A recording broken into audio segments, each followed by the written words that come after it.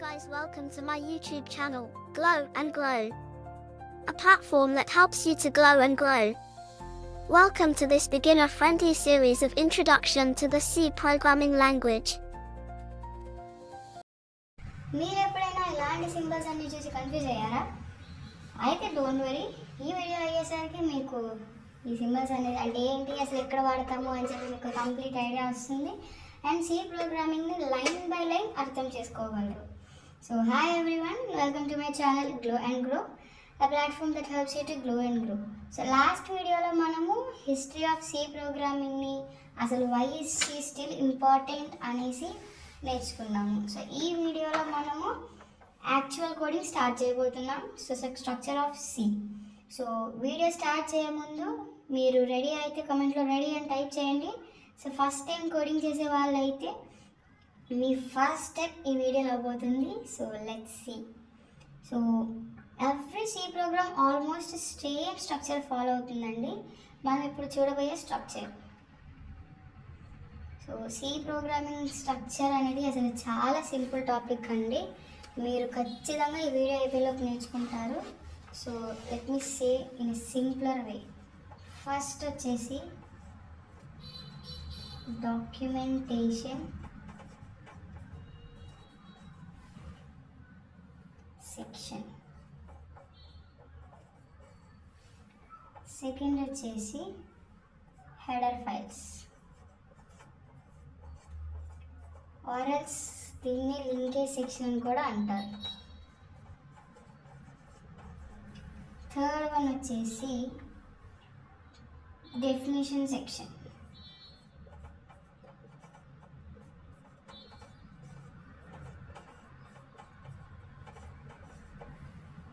Fourth one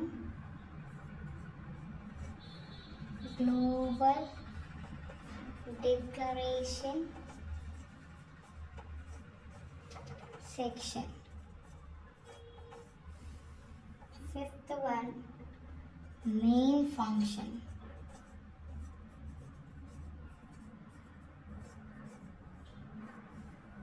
Sixth one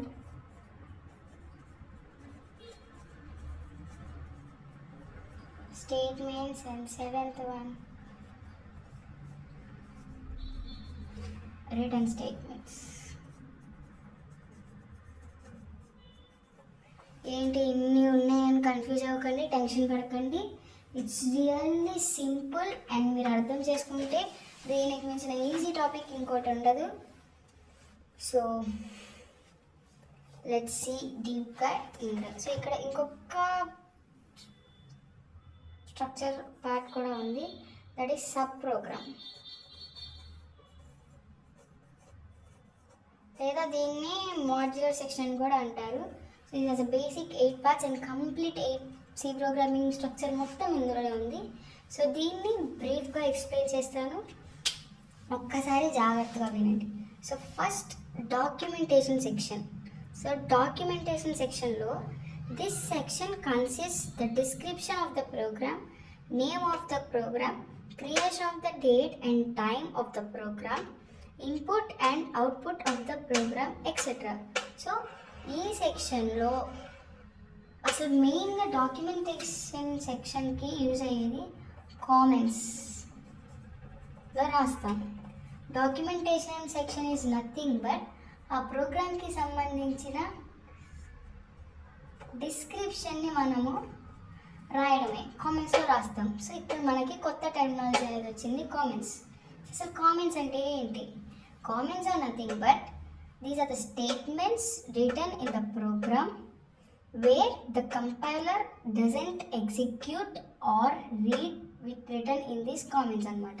so comments అనేది మనం ఒక ప్రోగ్రామ్ ఇక్కడ స్టేట్మెంట్స్ రాస్తున్నాం. ఎగ్జాంపుల్ ఇలా రాస్తా ఒక 2 స్లాష్ పెట్టి ఫార్వర్డ్ స్లాషెస్ పెట్టి సమ్ ప్రింట్ 1 అన్నాం అనుకో, అసలు ఇక్కడ ఏముంది అనేది కంపైలర్ చదవదు. బికాస్ వీఆర్ యూజింగ్ ఎ కమెంట్లో పెట్టి స్టార్ట్ చేసి లోపల మనం ఏం రాసినా కానీ కంపైలర్ అనేది దాన్ని చదవదు. సో ఈ మొత్తం 3 types, 1 2 3.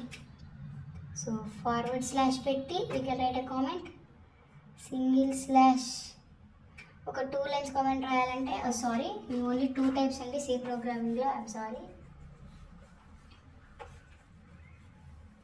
కామెంట్స్ వచ్చేసి 2 టైప్స్. ఇలా ఫార్వర్డ్ స్లాష్ పెట్టి if you write some statements ఈ కంపైలర్ అనేది ఎగ్జిక్యూట్ చేయదు. సింగిల్ లైన్ స్టేట్మెంట్ అప్పుడు సింగిల్ లైన్ కామెంట్ కోసం మనం ఇది వాడతాము. మల్టీ లైన్ అయితే ఒక ఫార్వర్డ్ స్లాష్ హ్యాష్. సో మనం 2 లైన్స్ కోడ్ రాసుకొని క్లోజింగ్ ఆస్టరిక్స్ ఇది. సో ఇలా పెట్టి రాస్తాము 2 టైప్స్ ఆఫ్ కామెంట్స్. సో మనం రాసే ప్రోగ్రామ్కి సంబంధించి మనం ఏదైనా థియరీ రాయాలన్నా మనం ఏ రోజు రాస్తున్నాం అదంతా మీరు ఎక్స్ప్లెయిన్ చేయాలనుకుంటే ఈ డాక్యుమెంట్ ఎక్స్చేంజ్ సెక్షన్లో రాస్తాం. అసలు ఫస్ట్ ఆఫ్ ఆల్ ఇలా రాయాల్సిన అవసరం ఏంటి అంటే మీరు ఈరోజు కోడ్ రాస్తారు, ఒక 2 డేస్ తర్వాత చూస్తే ఓకే మొన్న మనం ఈ కోడ్ రాసాం కదా అని గుర్తుంటుంది. అదే కోడ్ని ఒక 2 ఇయర్స్ తర్వాత 3 ఇయర్స్ తర్వాత లేదా ఒక 10 ఇయర్స్ తర్వాత చూస్తే మీకు అర్థమైద్దా అసలు అందులో ఏం రాశారని. సో అలాంటప్పుడు మీరు ఈ డిస్క్రిప్షన్లో ఆ ప్రోగ్రామ్కి సంబంధించింది మొత్తం మీరు అందులో రాస్తే అప్పుడు మీరు ఆ ప్రోగ్రామ్ ఓపెన్ చేయగానే మీకు అర్థమైద్ది ఓకే మనం ఇది రాసామా, ఈ రోజు రాసాము, దీనికోసం రాసాము ఆ రోజు అని చెప్పి మీకు అప్పుడు అర్థమవుతుంది. సో అందుకని ఈ డాక్యుమెంటేషన్ సెక్షన్ అనేది యూజ్ అవుతుంది. Next header files. Header files are nothing but hash include standard input output dot h in జనరల్గా రాసే హెడర్ ఫైల్. ఇది ఎందుకు రాస్తామంటే మనము ఒక ప్రోగ్రామ్ అనేది రాయడం స్టార్ట్ చేసినప్పుడు ఎగ్జాంపుల్గా ఒక 2 నెంబర్స్ని యాడ్ చేయాలనుకుంటున్నాం. సో ఏ అనే ఒక value A is equal to 1, B is equal to 2 అని తీసుకుంటాం. So next C is equal to A plus B అని తీసుకొని ప్రింట్ సి అని ప్రింట్ చేస్తాం. కానీ అసలు ఇక్కడ కంప్యూటర్కి ఏ వాల్యూ మనం ఎలా ఇవ్వగలం, కంప్యూటర్కి బి వాల్యూ ఎలా ఇవ్వగలం, సిలో ఎలా స్టోర్ చేయగలం, అండ్ అసలు ప్రింట్ అనేది మనం ఎలా కాల్ చేయగలం, ప్రింట్ అనగానే కంపైలర్కి అసలు ఎలా అర్థమవుతుంది. సో దీనికి we have specific functions like scanf function and print F function. So function మనం ఇలా బ్రాకెట్స్లో డిఫైన్ చేస్తాం. సో ఇలాంటి టైప్ ఆఫ్ కొన్ని ఫంక్షన్స్ అనేది ఈ స్టాండర్డ్ ఇన్పుట్ అవుట్పుట్ డాట్ హెచ్లో ఉన్నాయి.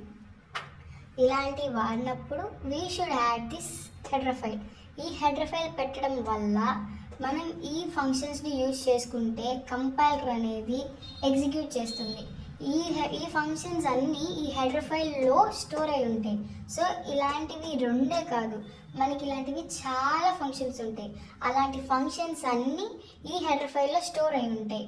అలాంటప్పుడు మనం ఈ 2 యూజ్ చేసుకుంటున్నాం కాబట్టి ఇలాంటివన్నీ ఎలాంటి హెడర్ ఫైల్లో ఉన్నాయని మనం గుర్తుంచుకోవాలి. సో స్కాన్ఎఫ్ అండ్ ప్రింట్ఎఫ్ అనేది జనరల్గా యూజ్ చేసే ఫంక్షన్స్.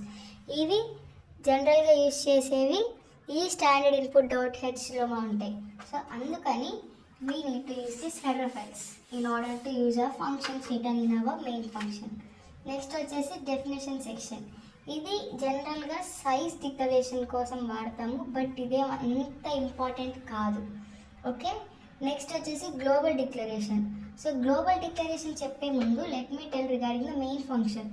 సో మెయిన్ ఫంక్షన్ అంటే ఒక ఫ్లవర్ బ్రాకెట్ ఇలా ఇంట్ మెయిన్. సో ఫస్ట్ ఇనిషియల్గా ఇంట్ మెయిన్ అని రాస్తాం. ఇంట్ మెయిన్ అనే ఒక ఫంక్షన్ని స్టార్ట్ చేసి సో ఇప్పుడు ఫ్లవర్ బ్రాకెట్ ఓపెన్ చేసి సో కామెంట్స్ పెడుతున్నా. స్టేట్మెంట్స్, సెట్ ఆఫ్ స్టేట్మెంట్స్ రాసి ఫ్లవర్ బ్రాకెట్ క్లోజ్ చేస్తాం. సో ఇలాగ మనం ఒక మెయిన్ ఫంక్షన్ని రాస్తాం. సి ప్రోగ్రామింగ్ ఎప్పుడైనా ఎగ్జిక్యూషన్ అనేది మెయిన్ ఫంక్షన్ నుంచి మాత్రమే స్టార్ట్ అయింది. కంపైలర్ స్టార్ట్స్ చేయింగ్ the program from main function. Executing అనేది మెయిన్ ఫంక్షన్ నుంచి మాత్రమే స్టార్ట్ అయింది. కానీ చెక్ చేయటం మనం ఫస్ట్ డాక్యుమెంటేషన్లో చెప్పినట్టు కమెంట్స్ని కన్సిడర్ చేయదు. So from next header files నుంచి ఎగ్జిక్యూషన్ స్టార్ట్ అయింది. కానీ కంపైలేషన్ హెడర్ ఫైల్స్ నుంచి స్టార్ట్ అయింది. కానీ ఎగ్జిక్యూషన్ మాత్రం మెయిన్ ఫంక్షన్ నుంచి మాత్రమే స్టార్ట్ అయింది. ఓకే, సో ఈ మెయిన్ ఫంక్షన్ లోపల మనం రాసే వేరియబుల్స్ అన్నిటినీ ఇన్స్టాన్స్ వేరియబుల్స్ లేదా లోకల్ వేరియబుల్స్ అంటాం. ఈ మెయిన్ ఫంక్షన్ దాటి బయట ever out side main function పైన కింద అయినా ఎక్కడన్నా రాస్తే లైక్ ఇక్కడ మనము ఒక ఇంటి అవన్నీ తీసుకుంటే దాన్ని గ్లోబల్ డిక్లరేషన్ అంటాం. బికాస్ ఇలా రాయటం వల్ల మనము ఈ ప్రోగ్రాంలో ఎక్కడైనా ఈ ఫంక్షన్లో ఎక్కడైనా ఏని యాక్సెస్ చేసుకోవచ్చు. వేరే పర్టికులర్ బ్లాక్స్లో రాస్తే ఇది మీకు ఉండే కొద్దీ వెళ్ళే కొద్దీ మీకు అర్థమవుతుంది. So try to understand. ఈ మెయిన్ బ్లాక్లో ఎక్కడైనా ఏ వాడచ్చు. వేరే సపరేట్గా బ్లాక్స్గా రాస్తే మనం ఏని యూజ్ చేసుకోలేము. సో గ్లోబల్గా మనం ఒక వేరియబుల్ని డిక్లేర్ చేస్తే దాన్ని గ్లోబల్ డిక్లరేషన్ ఇలా రాసాము. సో ఈ పర్టికులర్ సెక్షన్ని గ్లోబల్ డిక్లరేషన్ సెక్షన్ అంటాం. మెయిన్ ఫంక్షన్, సో మనం ఒక ఫంక్షన్ రాయడం. Next statements. ఈ లోపల మన మెయిన్ ఫంక్షన్ లోపల రాసేదాన్ని స్టేట్మెంట్స్ అంటాం. Next return statements. మనం రాసిన కోడ్లో ఎలాంటి అవుట్పుట్ రాదు అన్నప్పుడు లాస్ట్లో మనము రిటర్న్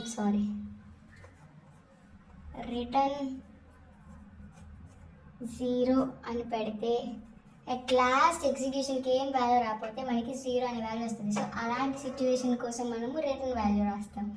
అండ్ మీకు ఒక మెయిన్ పాయింట్ చెప్తా వినండి. మీరు ఇక్కడ ఎలాంటి టైప్ ఆఫ్ వాల్యూ ఇస్తున్నారు? ఇది ఒక 0 అనేది ఒక ఇంటీజర్ వాల్యూ. సో 0 అనేది ఇంటీజర్ వాల్యూ అయినప్పుడే మనం తీసుకునే ఈ మెయిన్ది ఫంక్షన్ ఇంట్ అని ఉండిద్ది. ఓకే, మన రిటర్న్ వాల్యూ ఏదైతే ఉండిద్దో మనం తీసుకునే ఫంక్షన్ అదే ఉండాలి, ఇంట్.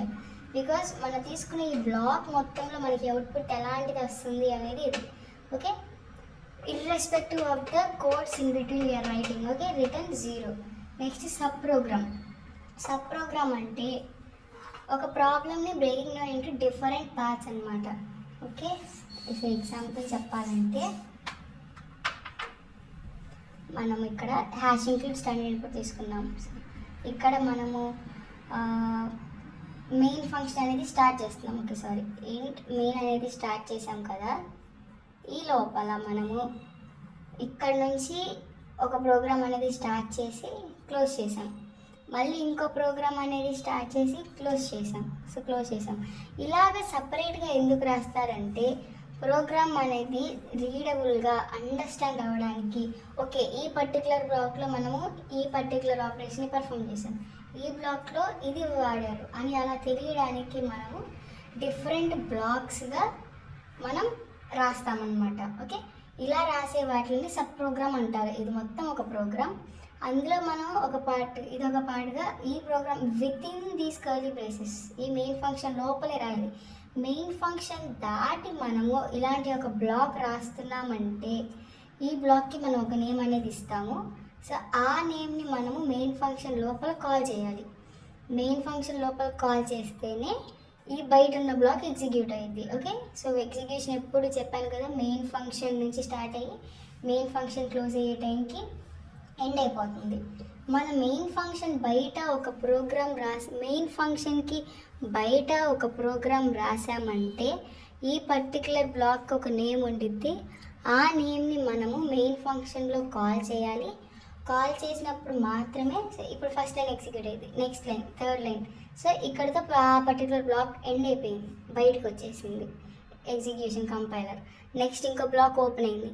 So first line second line execution అయిపోయింది. సో బ్లాక్ క్లోజ్ అయిపోయింది, మళ్ళీ బయటకు వచ్చింది. సో ఇక్కడ దీని బయట మనం ఈ పర్టికులర్ ఫంక్షన్ని కాల్ చేస్తున్నాం, మెథడ్ని. అప్పుడు ఇక్కడ కాల్ చేసేసరికి ఆ పర్టికులర్ ఫంక్షన్కి వెళ్ళి ఇందులో ఉండే స్టేట్మెంట్స్ ఎగ్జిక్యూట్ అయ్యి ఇక్కడ క్లోజ్ అయిపోయింది. సో ఈ లాస్ట్లో క్లోజ్ అయినప్పుడు మళ్ళీ మన మెయిన్ ఫంక్షన్కి వచ్చేసి మెయిన్ ఫంక్షన్లో ఉన్న నెక్స్ట్ స్టెప్స్ ఎగ్జిక్యూట్ అయ్యి క్లోజ్ అయిపోతుంది. సో ఇలా రాస్తే విడిగా వాటిని సబ్ ప్రోగ్రామ్స్ అంటారు. మెయిన్ ఫంక్షన్ లోపల రాస్తే దీనికి ఏ ఫంక్షన్ కాలింగ్ అవసరం లేదు. మెయిన్ ఫంక్షన్ దాటి మనము బయట రాస్తే దీన్ని మనం మెయిన్ ఫంక్షన్లో కాల్ చేయాలి. సో ఇది బేసిక్ స్ట్రక్చర్. మీకు అర్థమైంది అనుకుంటున్నాను. ఒక్కసారి అర్థం కాకపోతే మళ్ళీ జాగ్రత్తగా వినండి. ఇది చాలా ఈజీ అండ్ అర్థమైంది. చిన్నగా వినండి, ఈజీగానే ఉండిద్ది. Try to understand. సో ఒక్క చిన్న ఎగ్జాంపుల్ చూద్దాం మనము, అప్పుడు మీకు ఫుల్ క్లారిటీ వస్తుంది. Basic example, let's write hello world program. So ఇది జనరల్ కామన్ ప్రోగ్రామ్, చాలా ఈజీ అండ్ ఈజీగా చెప్పడానికి చూస్తాను, అర్థం చేసుకోవడానికి చూడండి. Okay, so as is said మన ఫస్ట్ సెక్షన్ ఏంటి, డాక్యుమెంటేషన్ సెక్షన్.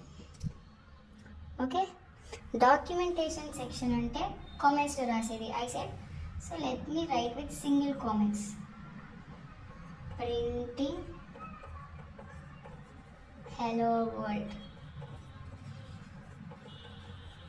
ప్రోగ్రామ్. సో ఇది కామెంట్స్, ఇది కామెంట్స్. ఈ కామెంట్స్లో రాయటం వల్ల కంపైలర్ అనేది ఈ లోపల ఏం రాస్తున్నాను అనేది చూడదు, దీన్ని ఎగ్జిక్యూట్ చెయ్యదు. ఓకే, నెక్స్ట్ ఏం చెప్పాను, హెడర్ ఫైల్స్ లేదా లింకేషన్ హెడర్ ఫైల్స్ రాస్తున్నాం. సో ఆ హెడర్ ఫైల్ పర్టికులర్ ఆ హెడర్ ఫైల్ రాయాలి అనేది మనకి అర్థం కాదు. సో ఓకే, ఫస్ట్ ఇనిషియల్గా రాస్తున్నా hash include standard input output dot h. Okay, header ఫైల్స్ని ఇలా రాయాలి. ఓకే, సో వేరేస్ మనం మ్యాథమెటికల్ ఆపరేషన్ చేయాలంటే హ్యాష్ ఇంక్లూడ్ దీని standard input output dot H అంటారు. ఈ స్టాండర్డ్ ఇన్పుట్ అవుట్పుట్ డాట్ ప్లేస్లో మనము మ్యాథ్ డాట్ హెచ్ లేదా లైవ్ డాట్ హెచ్ అలాంటివి కొన్ని ఉంటాయి, అవి మనం ఫర్దర్గా చూద్దాము. ఇక్కడ మనం స్టాండర్డ్ ఇన్పుట్ అవుట్పుట్ ఎందుకు వాడుతున్నామంటే ఇన్పుట్ ఇవ్వడానికి వి యూస్ స్కాన్ఎఫ్ ఫంక్షన్, ఎరాస్ అవుట్పుట్కి రావడానికి మనము ప్రింట్ఎఫ్ ఫంక్షన్ యూజ్ చేస్తాం. ఓకే, దీని గురించి మనం తర్వాత చూద్దాం. Hash include standard input output dot H. So మన లింకేజ్ సెక్షన్ అనేది అయిపోయింది. డెఫినేషన్ సెషన్ అంటే సైజ్ డిక్లరేషన్ కోసం వాడతాము. ఇక్కడ మనం హలో వరల్డ్ ప్రింట్ చేయడానికి ఎలాంటి సైజ్ అయితే అవసరం లేదు. గ్లోబల్ డిక్లరేషన్ కూడా మనం ఇక్కడ గ్లోబల్గా ఏం డిక్లేర్ చేసుకోవాల్సిన అవసరం లేదు, మనం డైరెక్ట్గా హలో వరల్డ్ ప్రింట్ చేసేయచ్చు. నెక్స్ట్ వచ్చేసి main function. Main function start చేద్దాం. చెప్పా కదా ఇంట్ మెయిన్, ఇన్ జనరల్గా రాసేది ఇంట్ మెయిన్ ఫంక్షన్. ఫంక్షన్ ఓపెన్ చేస్తున్నాను, ఫంక్షన్ని క్లోజ్ చేస్తున్నాను. సో మీరు స్టార్టింగే క్లోజ్ చేయవసరం లేదు, మీరు రాయాల్సిన కోడ్ మొత్తం రాసి క్లోజ్ చేయండి. నెక్స్ట్ మెయిన్ ఫంక్షన్లో ఏం చెప్పాను, మెథడ్స్ సారీ స్టేట్మెంట్స్. సో మనం హలో వరల్డ్ ప్రింట్ చేయాలి. ఇందులో ఉన్న మన మెథడ్స్ ఏంటి, స్కాన్ఎఫ్ ప్రింట్ఎఫ్, రైట్. సో మనం డైరెక్ట్గా ప్రింట్ చేస్తున్నాం కాబట్టి we can right print F. ఆ ప్రింట్ ఫంక్షన్ ఓపెన్ చేసి ప్రింటింగ్ స్టేట్మెంట్స్ ఎప్పుడైనా డబుల్ కొటేషన్స్లో ఉండాలి, గుర్తుంచుకోండి. Double quotations hello world. Next మన డబుల్ కొటేషన్స్లో ప్రింటింగ్ స్టేట్మెంట్స్ రాసాము, ఎక్కడ స్టార్ట్ చేసాము ఎక్కడ క్లోజ్ చేస్తున్నాం అనేది చెప్పాలి. ఓపెన్ చేసిన ప్రింట్ఎఫ్ ఫంక్షన్ క్లోజ్ చేయాలి. మెయిన్ ఫంక్షన్ లోపల మనము ఏ స్టేట్మెంట్స్ రాసినా సెమీకాలన్తో ఎండ్ అవ్వాలి. అండ్ ఇట్స్ ఏ రూల్ అనమాట. కంపైలర్కి ఒక లైన్ ఎగ్జిక్యూట్ చేస్తుందంటే ఇక్కడితో ఆ లైన్ ఎండ్ అని ఎప్పుడు అర్థమైంది, మనం ఒక సెమీకాలన్ ప్లేస్ చేసినప్పుడే ఆ కంపైలర్కి అర్థమవుతుంది. ప్రింట్ చేశాక మనం మన మెయిన్ ఫంక్షన్ని క్లోజ్ చేసేద్దాం. ఓపెన్ చేసిన ప్రతి ఫంక్షన్కి క్లోజింగ్ ఈజ్ ఇంపార్టెంట్. ఓపెన్ చేసిన ప్రతి ఫంక్షన్కి క్లోజింగ్, డబుల్ కొటేషన్స్ ఓపెన్ చేసాం, డబుల్ కొటేషన్స్ క్లోజ్ చేసాం. So this is the basic program, C programming. So hello world print చేయడానికి ఇప్పుడు ఇది రాస్తాం. సో ఆఫ్టర్ ఫ్యూ డేస్ గుర్తుండిద్ది, ఇట్స్ సింపుల్ 1 2 3 4 లైన్స్ కోడ్. అదే ఒక 2 years తర్వాత ఇది అంటే సింపుల్ ప్రోగ్రామ్ కాబట్టి మనం డైరెక్ట్గా చూడగానే అర్థమైంది. అది కొన్ని ఎన్నో పెద్ద పెద్ద లైన్స్ ఉన్న ప్రోగ్రామ్స్ని ఎన్నో ఇయర్స్ తర్వాత చూస్తే వీ కాంట్ అండర్స్టాండ్. సో అలాంటప్పుడే మనకి ఈ కామెంట్స్ అనేది యూజ్ అవుతాయి. Because we return here printing hello world program. So hello world print చేయడానికి మనం ఒక ప్రోగ్రామ్ రాసాము, అది మనం కమెంట్స్లో పెట్టాము, అది కంపైలర్ అనేది కంపైల్ చేయదు. సో ఐ థింక్ మీకు అర్థమైంది అనుకుంటున్నాను.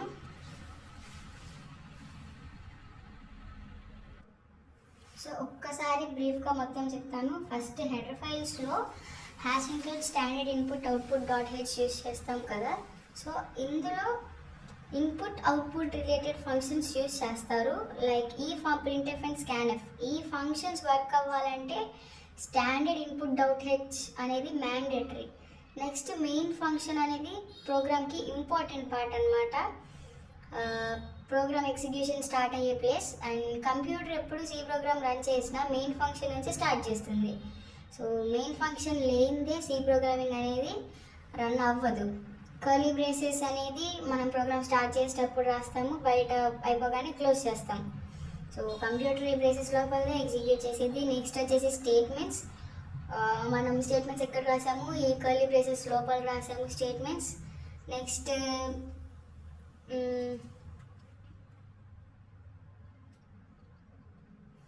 ఐ థింక్ మీకు ఇది లైన్ బై లైన్ అర్థమైంది అనుకుంటున్నాను. ఫస్ట్ మనం డాక్యుమెంటేషన్ సెక్షన్ రాసాము. డాక్యుమెంటేషన్ సెక్షన్లో కామెంట్స్ యూజ్ చేసుకొని రాసాము. డాక్యుమెంటేషన్ సెక్షన్ అంటేనే కామెంట్స్ యూజ్ చేసుకొని రాస్తాము. హెడర్ ఫైల్స్ రాసాము. మెయిన్ ఫంక్షన్ స్టార్ట్ చేసి క్లోజ్ చేసాము.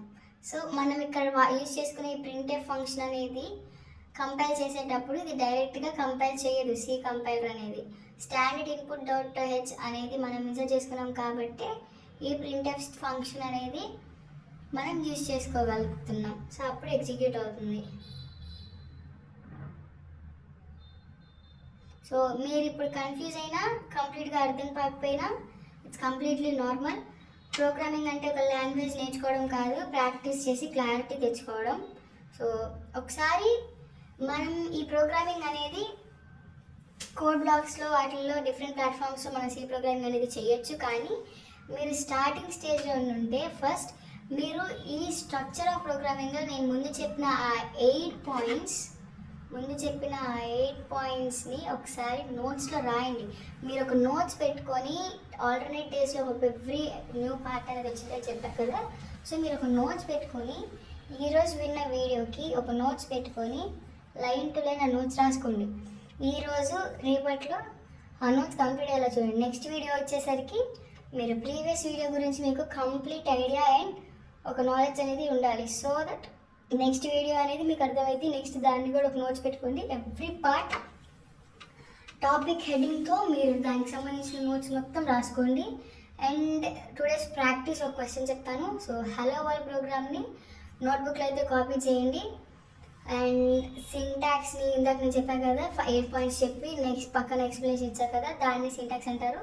So syntax is nothing but example అనే అనుకోవచ్చు. ఇప్పుడు ఇక్కడ వచ్చేసి మనం ఈ హెడర్ ఫైల్స్కి యూజ్ చేస్తే మనం ఎలా రాస్తాం, హ్యాష్ ఇంక్లూడ్ లింకేజ్ స్టేట్మెంట్ లేదా ఒక డాట్ హెచ్ క్లోజ్. సో ఇక్కడ మనము వేరియస్ అనేది వాడతాము, స్టాండర్డ్ ఇన్పుట్ వాడతాము, మ్యాథ్ వాడతాము. సో అలా వేరియస్ వాడతాం. అలా డిఫరెంట్ టైప్స్ ఆఫ్ వాడేది ఏమేమి వాడతామని ఇక్కడ లింకేజ్ చేసే లైబ్రరీ ఫంక్షన్స్ వాడుతున్నాం. సో అది ఇక్కడ పెడితే వాటిని అంటే ఎగ్జాంపుల్గా ఇలా రాస్తాము అని చెప్పేదాన్ని సింటాక్స్ అంటాం. ఇప్పుడు ప్రింట్ఎఫ్ ఫంక్షన్కి సింటాక్స్ ఎలా రాస్తాం, ప్రింట్ఎఫ్ ఫంక్షన్ ఓపెన్ చేసి డబుల్ కొటేషన్స్ ఒక statement, printing statement double quotations close semicolon. So ఈ లోపల మనం ఏం రాసుకుంటామని మనసు. సో ఇన్ జనరల్ సింటాక్స్ అంటే ఒక ఎగ్జాంపుల్ వే, మనం అది ఎలా రాస్తాము ఎలా రాయగలము అని చెప్పేదాన్ని సింటాక్స్ అంటాము. సో నెక్స్ట్ వీడియోలో మనము ఇంకా నేర్చుకుందాము. సో కామెంట్లో చెప్పండి, మీకు అర్థమైతే డన్ అని చెప్పండి, లేదంటే కన్ఫ్యూజ్ అని చెప్పండి. మీ కమెంట్స్ చూసి నెక్స్ట్ వీడియో స్లోగా ఎక్స్ప్లెయిన్ చేస్తాను. సో ఈ వీడియో మీకు యూస్ఫుల్ అనిపిస్తే లైక్ చేయండి, సబ్స్క్రైబ్ చేయండి. మీ యొక్క లైక్ కూడా నాకు చాలా మోటివేషన్ ఇస్తుంది. So let's meet on our next video. So every programmer first programming hello world నుంచే స్టార్ట్ చేశారు. సో మీ జర్నీ కూడా ఇప్పుడే స్టార్ట్ అయింది. So see in the next video. Happy coding. Bye bye.